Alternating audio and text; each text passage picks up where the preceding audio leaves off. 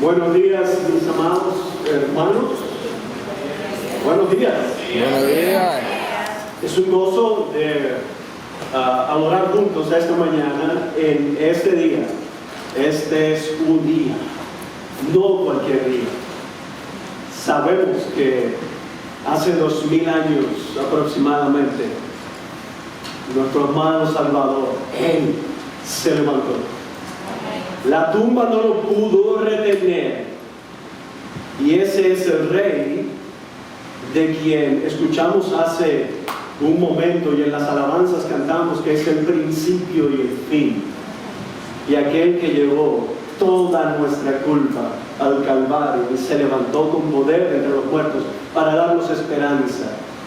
Y bien, es bueno recordar que nosotros no recordamos que Cristo se levantó solamente de los muertos, se levantó solamente un día. Recordamos eso todos los días de nuestra vida. Amén. Amén. Y es un gozo el poder darles la bienvenida a todos ustedes. Sean bienvenidos a Iglesia Ciudad de Gracia, aquellos que nos visitan por primera vez. Es un gozo poder recibirlos a todos ustedes y adorar juntos al Señor. Quiero invitarles a buscar en sus Biblias Lucas capítulo 24.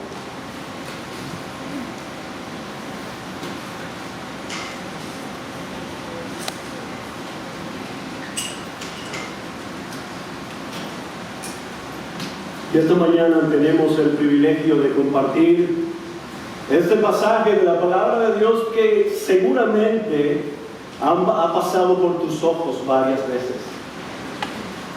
Pero queremos en esta mañana detenernos aquí, en este relato, para contemplar aquel que resucitó, que es la garantía de nuestra fe. Dice así la palabra del Señor: pero el primer día de la semana, al rayar el alba, las mujeres vinieron al sepulcro trayendo las especias aromáticas que habían preparado.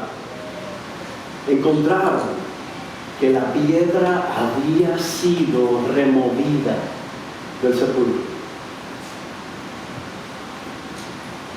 Y cuando entraron, no hallaron el cuerpo del Señor Jesús. Y aconteció que estando ellas perplejas por esto, de pronto se pusieron junto a ellas dos varones en vestiduras resplandecientes, estando ellas aterrorizadas, inclinados sus rostros a tierra. Ellos le dijeron: ¿por qué buscan entre los muertos al que vive? No está aquí, sino que ha resucitado. Acuérdense cómo les habló cuando estaba aún en Galilea. Vamos a orar. Señor, Padre amado, ni en 1000 años nosotros pudiéramos pagarte lo que hiciste por nosotros. Cómo entregaste a tu Hijo, cómo enviaste a tu Hijo a vivir la vida perfecta que jamás podríamos vivir, sin pecado. Lo entregaste a morir en una cruenta cruz, y allí cargaste en Él el pecado de todos nosotros. Oh bendito sacrificio, oh bendita obra redentora a favor de pecadores que solamente merecían ser condenados.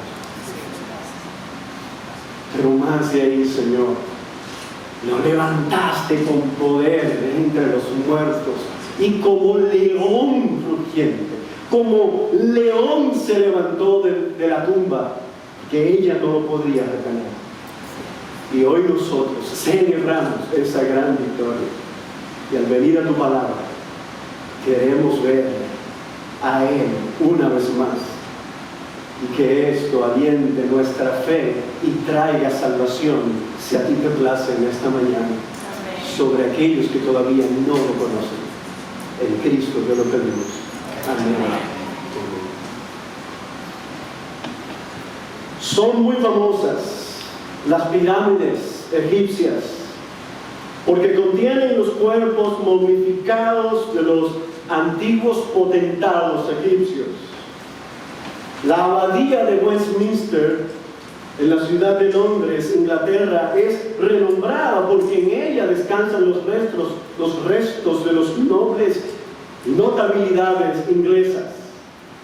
El cementerio de Arlington, en la ciudad de Washington, Distrito de Columbia, Estados Unidos, es reverenciado y reconocido porque es el honroso lugar donde descansan los restos de muchos norteamericanos prominentes. Entre la tumba de Cristo y estos lugares que se acaban de mencionar, existe una diferencia tan grande como la que existe entre la noche y el día. Estos lugares son famosos y atraen visitantes de cerca y de lejos por lo que contienen, mientras que la tumba de Cristo es famosa por lo que no contiene. Y sabemos lo que es. El Señor no está ahí. Él se levantó. Mis hermanos, hoy nos reunimos como iglesia para celebrar que nuestro Señor y Salvador Jesucristo venció la muerte. El viernes pasado fue un recordatorio de aquel viernes cuando nuestro amado Señor y Salvador fue crucificado para traer el perdón de pecados a todo aquel que confía en Él. Sí, tú escuchaste bien, a todo aquel que confía en Él. Pero el día de hoy celebramos la esperanza que nos trajo su resurrección y en eso queremos reflexionar en el día de hoy. Un día sumamente especial para la cristiandad, en que en todo lugar de este mundo se reúne para celebrar esa gran victoria. El viernes nuestro amado Salvador fue el Cordero. El domingo es el león. Amén. Y es por eso que a la luz de lo que veremos hoy en la palabra, en este pasaje de Lucas 24, yo quiero invitarte a que tú consideres las repercusiones de la resurrección de Cristo para crecimiento de tu fe, para que esto traiga aliento y ánimo a tu fe. Considera estas repercusiones de la resurrección de Cristo. Y es importante apuntar que a diferencia de las muchas otras cosas que sucedieron alrededor de la persona de Jesús, el suceso de la resurrección fue tan importante para los discípulos y sería tan importante para la iglesia que el Espíritu Santo guió a los 4 evangelistas, Mateo, Marcos, Lucas y Juan, a registrar este suceso trascendental para testimonio y salvación de los incrédulos y para fortalecer la fe de los que hemos creído en Él. La resurrección de nuestro Señor y Salvador Jesucristo es parte inseparable de la estructura que sostiene la fe cristiana. Si se remueve, si se quita la resurrección de Jesús, todo el edificio se viene abajo. Y es por eso que Pablo lo explica de esta manera en su primera carta a los Corintios, capítulo 15, verso 14. Escucha cómo dice el apóstol Pablo: y si Cristo no ha resucitado, vana es entonces nuestra predicación y vana también la fe de ustedes. Mis hermanos, sin resurrección no hay mensaje y tampoco fe para salvación. Versículo 17, continúa Pablo: y si Cristo no ha resucitado, la fe de ustedes es falsa. ¿Tú escuchaste? Tu fe es falsa. Si Cristo no resucitó, todavía están en sus pecados. Si no hay resurrección, no hay perdón de pecados, mis hermanos. Pero mira lo que dice el versículo 19. Si hemos esperado en Cristo para esta vida solamente, somos de todos los hombres los más dignos de lástima, los más dignos de conmiseración, dice la Reina Valera. Si no hay resurrección, Entonces hemos creído en una farsa. No hay salvación ahora ni después. No la hay. Así que el apóstol Pablo está diciendo aquí, la cruz sin resurrección pierde todo poder. ¿Escuchaste eso? La cruz sin resurrección pierde todo poder. Y es por eso que el mismo apóstol Pablo afirma que la fe cristiana descansa en un fundamento.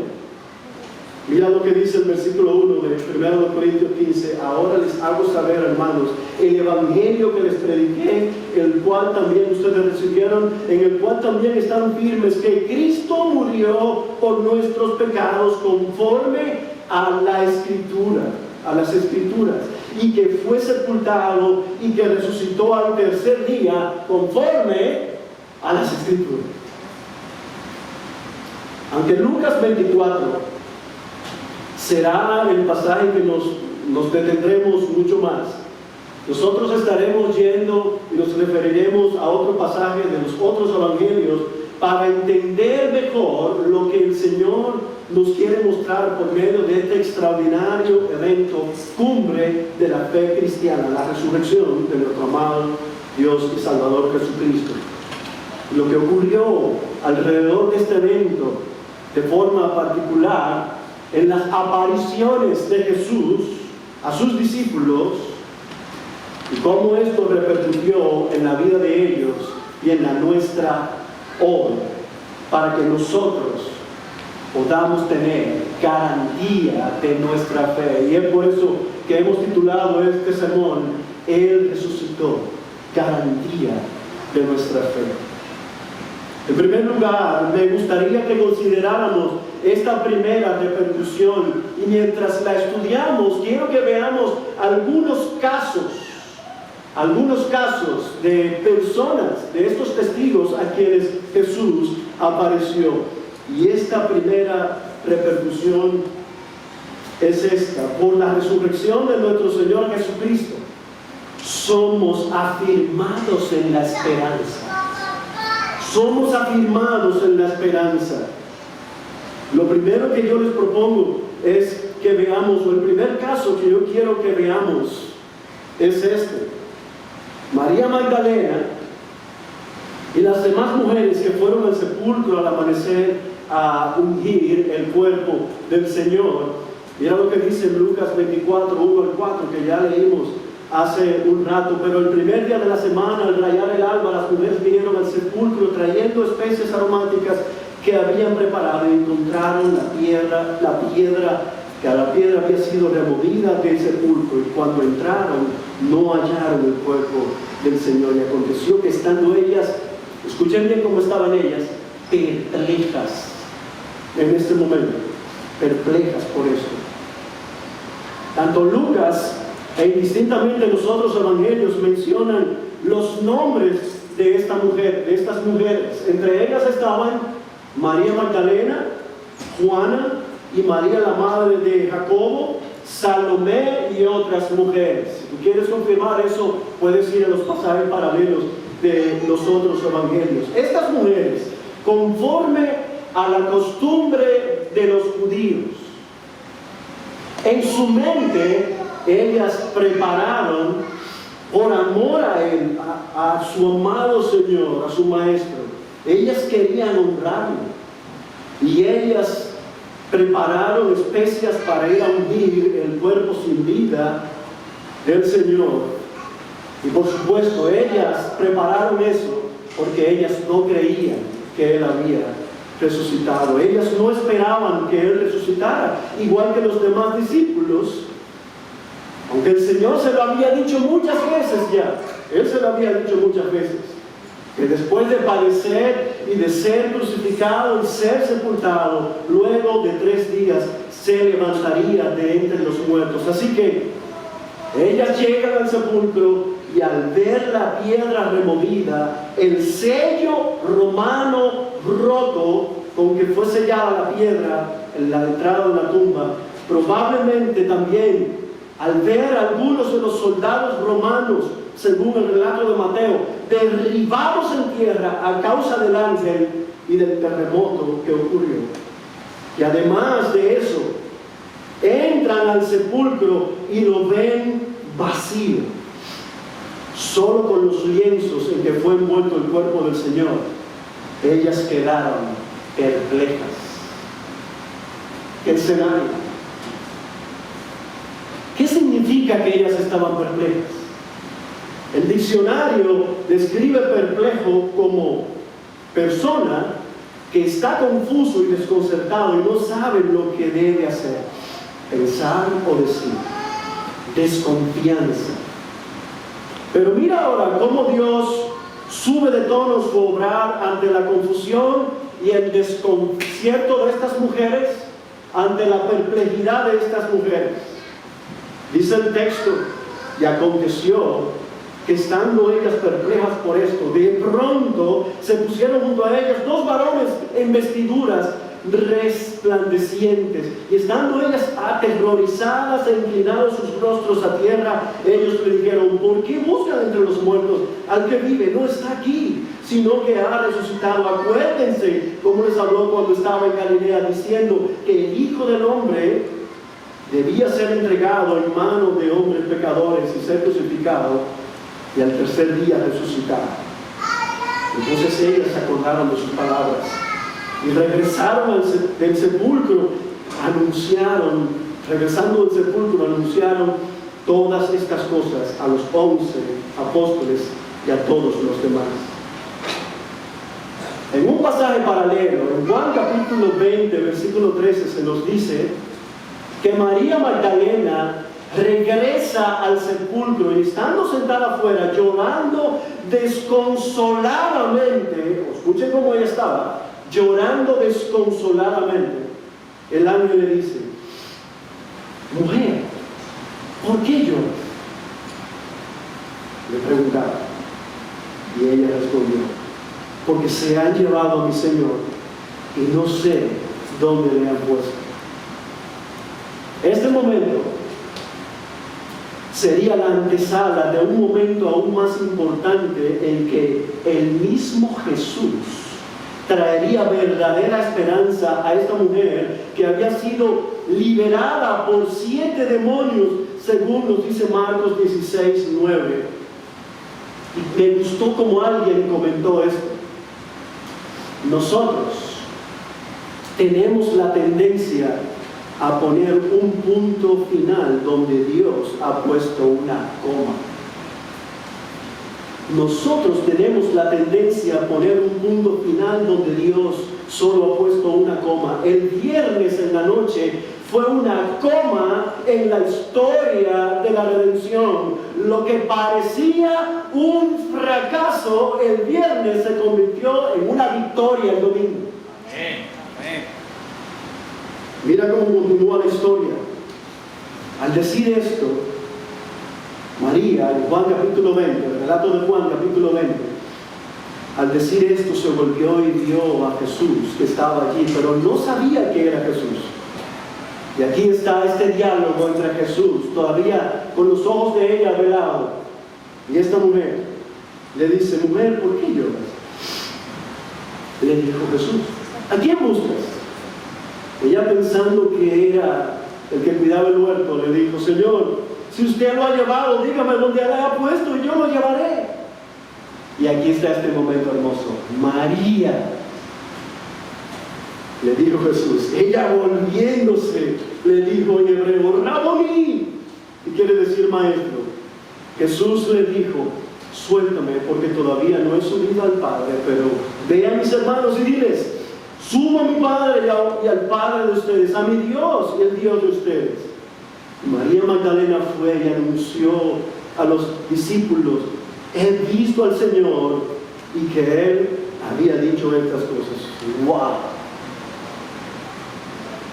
El Señor llamó a María por su nombre. No sé si tú te has detenido a pensar en esto. Algo que no hizo con ninguno de los discípulos.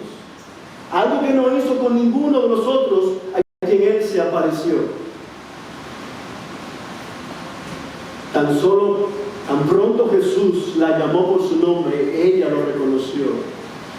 lo cual no solo disipó el desaliento, la tristeza profunda de ella, sino que le hizo reaccionar cayendo a sus pies en adoración, algo que también ocurrió cuando apareció a las otras mujeres. Después, en otro momento, cuando el Señor se le aparece a ella. Esas escenas, a mí me trajo a la mente las palabras, o esta escena con María Magdalena, me trajo a la mente las palabras de Jesús en Juan 10, 27. No sé si te acuerdas: mis ovejas oyen mi voz, y yo las conozco y me siguen. Mis ovejas oyen mi voz, y yo las conozco y me siguen. El Señor trajo esperanza a María Magdalena y al resto de estas mujeres, y las convirtió en las primeras testigos que compartirían con los demás discípulos las buenas nuevas del Señor resucitado. Aunque según Lucas 24:11, a ellos, el testimonio de ellas, estas palabras, escucha bien como Lucas lo menciona, a ellos, a los discípulos, el testimonio de la palabra de estas mujeres les parecieron como disparates, y no las creyeron. Aquella, mis hermanos, era una sociedad que no consideraba confiables las palabras de las mujeres, ni tampoco las palabras de los que tenían poca preparación. Y esto trae a mi mente esta verdad, que cuando tú y yo nos sintamos que no llenamos el estándar para compartir al Cristo resucitado, lo que hizo el Señor con estas mujeres, recuerda, Jesús no sigue las formas convencionales de la sociedad. Él usa instrumentos débiles, menospreciados y viles de este mundo para dar a conocer el gran acontecimiento de que Él se levantó de los muertos. Y hay esperanza, y hay salvación, y hay vida eterna para todo aquel que confía en Él. Nosotros bien podríamos decir que estas escenas derrumban el ataque feminista en contra de la Biblia, de que la Biblia rebaja la condición de las mujeres. Y aquí es evidente el lugar especial que tienen ustedes, mis queridas hermanas, en el plan de Dios como coherederas de su gracia. Amén. Si Jesús se acercó a estas mujeres y afirmó su esperanza, disipó su desánimo, confusión y dudas, y además las compartió en sus primeras testigos oculares del poder de su resurrección. Pregunta: ¿acaso no podrá hacer lo mismo contigo? Por supuesto que sí. Caso número 2. Jesús hizo aparición a los dos camino a Emaús. Vean conmigo Lucas 24, 13 al 35. Un poco parecido a la perplejidad, desánimo y la tristeza que mostraron las mujeres, y particularmente María Magdalena, es el caso que se nos narra aquí en Lucas 24, 13 al 35. Dos discípulos iban camino a una aldea llamada Emaús. La Biblia nos dice el nombre de esta aldea. Estos dos discípulos que iban a la aldea de Emaús, a una distancia de 11 kilómetros de Jerusalén. No sabemos mucho de estos discípulos, solamente que uno de ellos se llamaba Cleofas. Después de ahí no tenemos más información de ellos. Pero a estos dos discípulos que iban por el camino a esta aldea Emaús, dice el versículo 14, conversaban entre sí acerca de todas estas cosas que habían acontecido. ¿De qué cosas? De las cosas que habían pasado en esa semana, de lo que pasó el viernes en la crucifixión de Cristo. A estos discípulos, según el versículo 15, se les une Jesús en la caminata. Él ve a sus ojos, según el verso 16, para que no le reconozcan, Y es cuando les hace la pregunta. Miren lo que dice el verso 17. ¿Qué discusiones son estas que tienen entre ustedes mientras van caminando? Y aquí se nota entonces su tristeza. Ellos se detuvieron con semblante triste. Les hacen toda una descripción a Jesús que claramente resalta una idea muy diferente de Cristo que la que ellos debían tener. Claro que Jesús sabía de lo que ellos estaban conversando, pero en esa oportunidad Jesús me da la impresión como que en el camino a Emaús Él empezó como parecido a una sesión de consejería, que Él esperó que ellos le dijeran todo lo que ellos estaban hablando y todo lo que estaba aconteciendo, lo que había entristecido su corazón. Y Jesús escuchando, ajá, sí, ¿cómo? Imagínense ustedes. Y es en el momento, le tocó el turno al Señor hablar, después que Él dejó que ellos hablaran. Versículo 25. Entonces Jesús les dijo: oh insensatos y tardos de corazón para creer todo lo que los profetas han dicho. ¿No era necesario que el Cristo padeciera todas estas cosas y entrara en su gloria? Comenzando por Moisés y continuando por todos los profetas, les explicó lo referente a Él en todas las Escrituras. Mi hermano, en par de horas que podría más o menos durar esa caminata a Emaús, estos dos discípulos recibieron una clase del Instituto Teológico de Jesús, la clase de Cristología 101,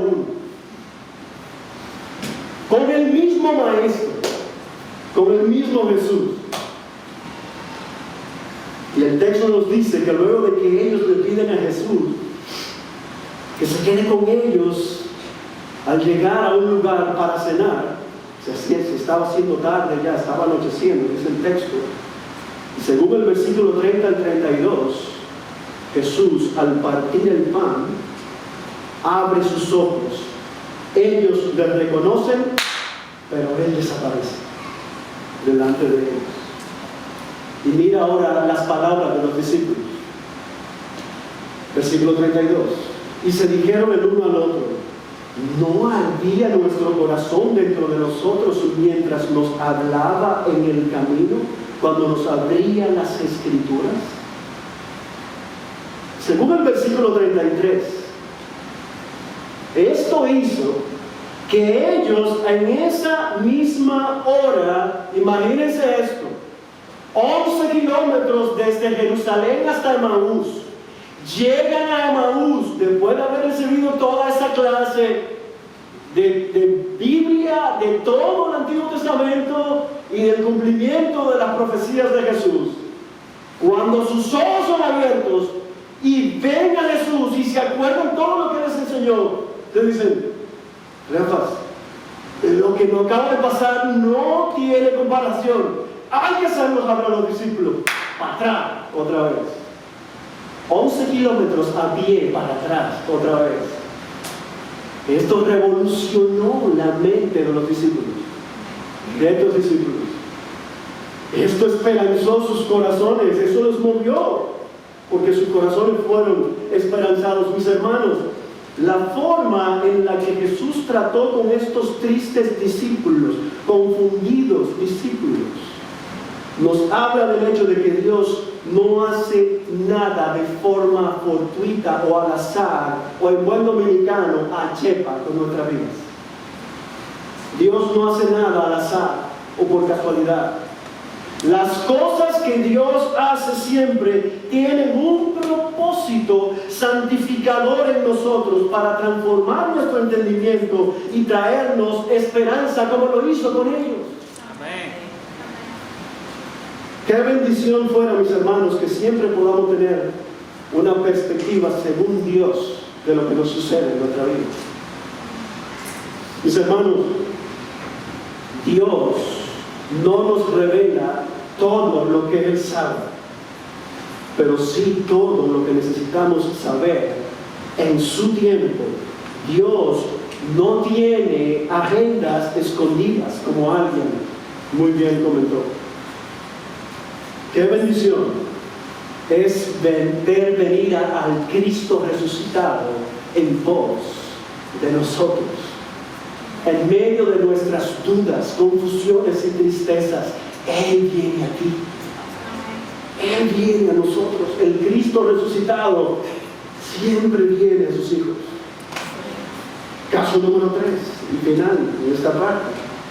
Jesús y su aparición a 10 de los discípulos, sin Tomás, pero con las mujeres y los 2 de Emaús presentes. Lucas 24, 36 al 42 nos da este caso número 3. Mira el texto conmigo.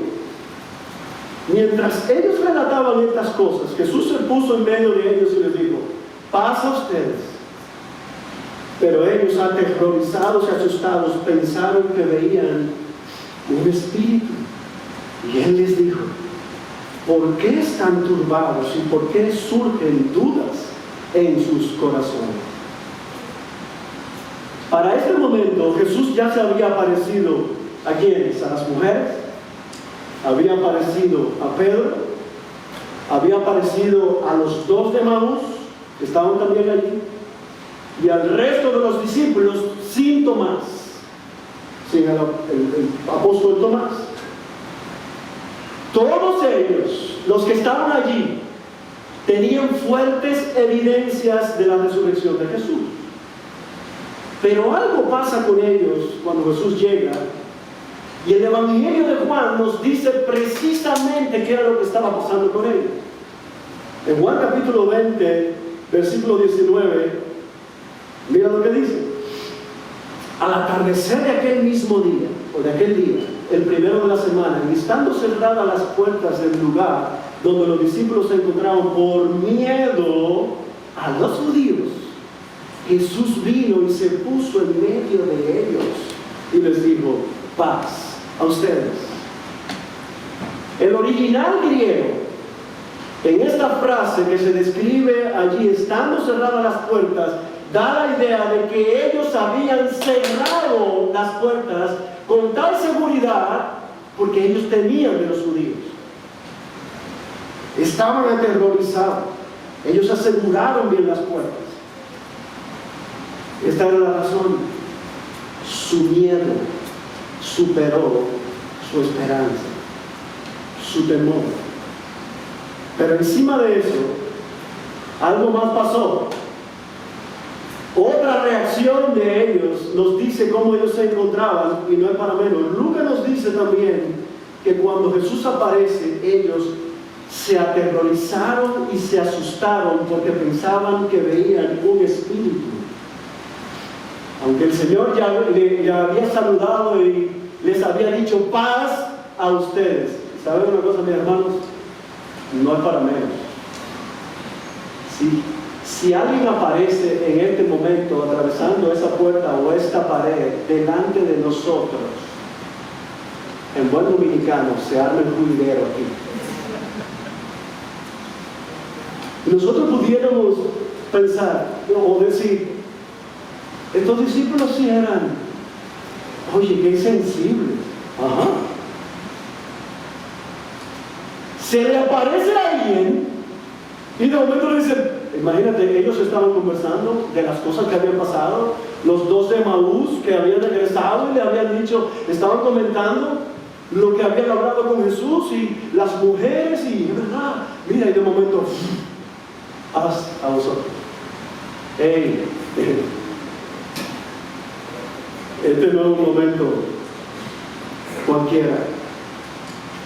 Si tú y yo hubiéramos estado allí, también nos hubiera pasado lo mismo. Hasta ese momento ellos no habían visto, todos ellos no habían visto a Jesús atravesando una pared. Y definitivamente, aunque el cuerpo resucitado de Jesús tenía las marcas de los clavos y su costado traspasado, en su costado, con la lanza que fue traspasado en la cruz. Ese mismo ejemplo que usó Jesús para acercarse a Tomás, aparecerse a Tomás después y decirle: ven, Tomás, no seas incrédulo, cree, pon tu mano aquí. Y sabemos lo que dijo Tomás. Ni siquiera él fue y tocó. Dijo: Señor, mi Dios. El Señor se le aparece allí. Él no tenía las limitaciones del cuerpo de los discípulos, y por eso pudo ponerse en medio de ellos. Así que, viendo la reacción, viendo Jesús la reacción de ellos, no solo Él les reprocha la actitud dudosa de ellos, Él también les dice: vean la paciencia del Señor con los discípulos. Miren mis manos y mis pies, que yo mismo soy, tóquenme y vean. Porque un espíritu no tiene carne ni huesos como ustedes ven que yo tengo. Cuando dijo esto, les mostró las manos y los pies. Pero el asunto no se queda ahí, porque Jesús veía que ellos todavía estaban dudosos, que ellos estaban todavía impresionados. Y estas son las cosas como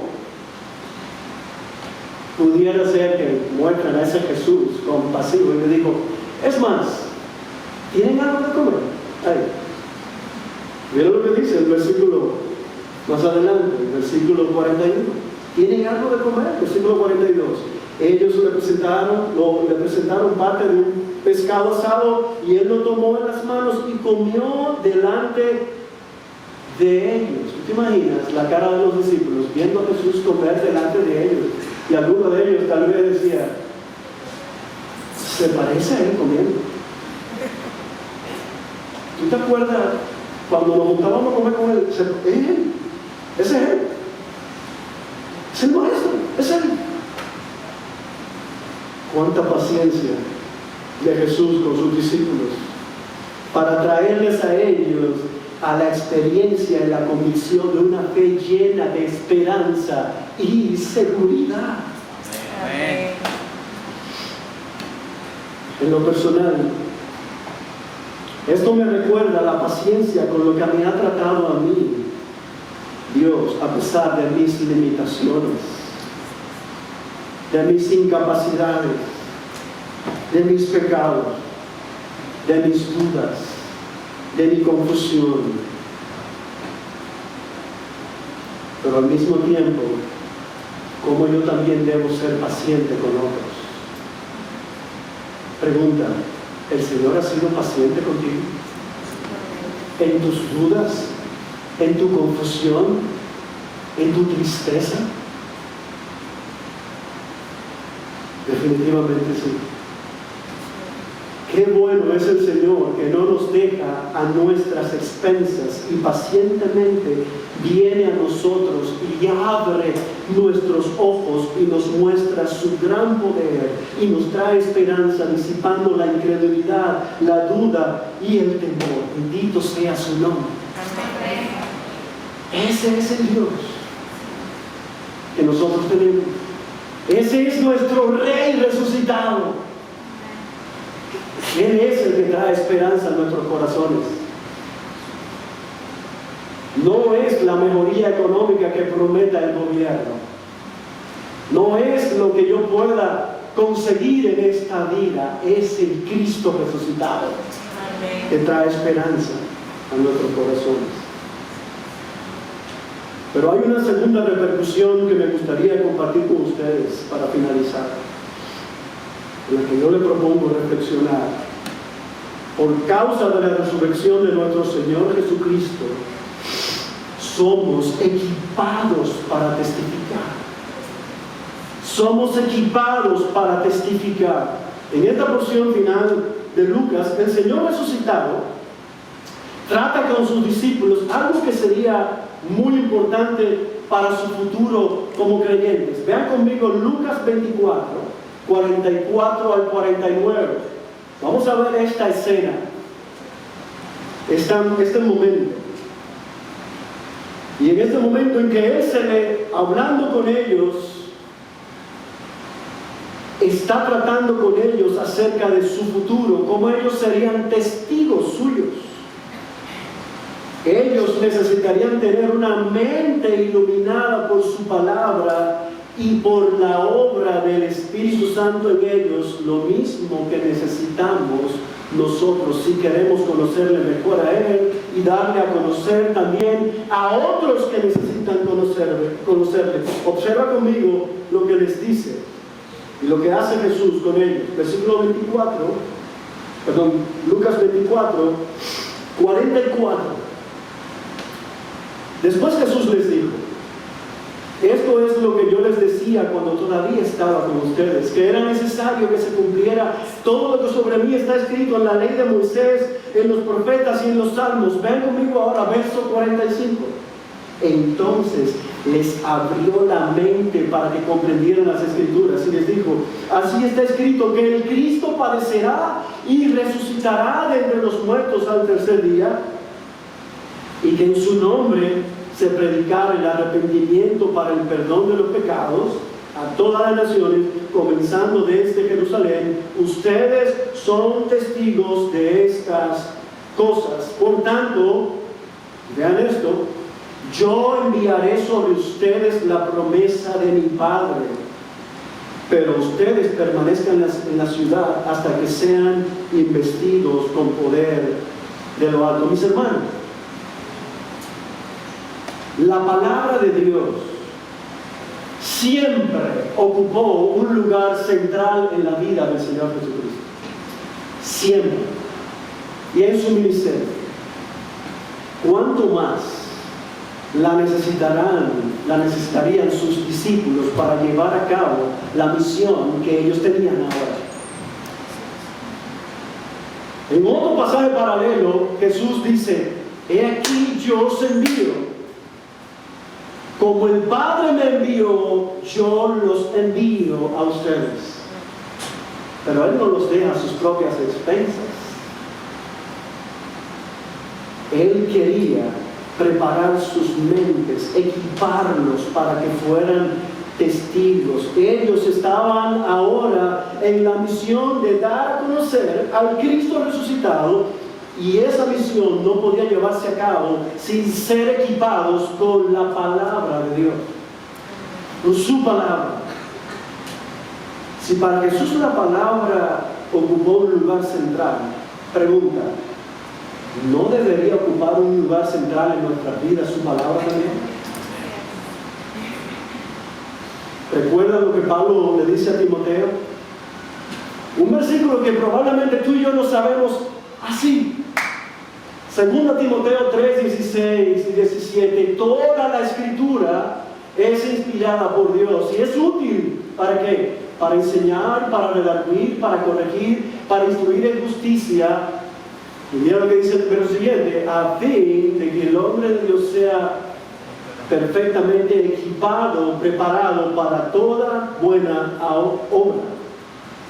Ahora bien, estas palabras de Jesús a sus discípulos nos muestran a nosotros cuán débiles somos. No basta con que nosotros tengamos su palabra, no basta. Necesitamos el ministerio de iluminación del Señor en nuestras mentes por medio de la persona y de la obra del Espíritu Santo de Dios.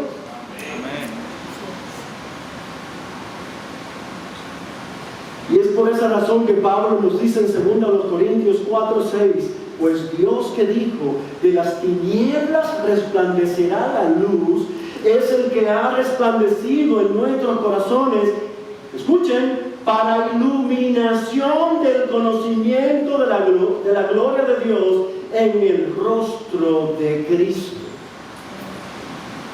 Y hermanos, sin la obra del Señor abriendo nuestras mentes, no aprovecharemos todo lo que Él tiene en la palabra para nosotros. En especial, mostrándonos quién es ese Cristo resucitado y su obra redentora a favor nuestro. ¿Sabe lo que le apasionaba al apóstol Pablo? Conocer más a Cristo y a este resucitado, a este crucificado y resucitado. Mira cómo Él lo dice en Filipenses 3:10: y conocerlo a Él el poder de su resurrección y la participación en sus padecimientos, llegando a ser como Él en su muerte, a fin de llegar a la resurrección de los muertos. ¿Recuerdas cómo ardía el corazón de los discípulos que iban camino a Maús? Cuando ellos se decían, ¿y no ardía nuestro corazón cuando nos abría las Escrituras? ¿Cuándo necesitamos que nuestras mentes sean llenas con la palabra de Dios? Pregunta, ¿tú lo necesitas? ¿Te consideras a ti mismo como necesitado siempre de la palabra? Que la palabra de Cristo mora en abundancia en nuestros corazones, como Pablo dice en Colosenses 3:16, pero que también nuestras mentes sean abiertas por el Señor para conocerle mejor a Él y su voluntad para con nosotros. Probablemente muchos de nosotros aquí tenga algún plan de lectura bíblica. ¿No es así? ¿Pudiera ser? Y cuando tú tienes un plan de lectura bíblica, a veces la tendencia nuestra pudiera ser, hoy me toca leer tal porción, check. Hoy me toca leer tal porción, check. Y hacemos un check mark solamente cuando vamos a nuestro plan de lectura bíblica, cuando leemos la palabra.